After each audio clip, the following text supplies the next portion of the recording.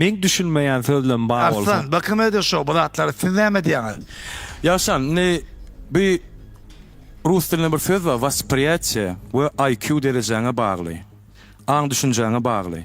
Ene mysal üçin goşgular bar da. Şo goşgy näme baradadygyny düşünüp bilmeýän aň şo goşga gow ýa-da erwet diýip baha berip bilmez. We menlik däldir. Düşünüp bilýärmi? Ene eger sen işlemiz barada aýdyllar, biziň döredýän aýdymlamyzy zat muny dogry kabul edýänem, düşünýänem az däl. Ýöne elbetde sen aýdyp duran, ýazyp duran sözüňi dogry düşünüp bilmeýän, manysyny düşünüp bilmeýän intellekt elbetde bizlik däldirdi. Ha.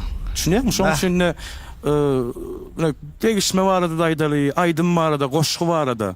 Sen şoňa anyk düşünüp bilmeseň o senlik däl. Ýöne senlik däldigiň sebäbi aýdym däl sen özüň.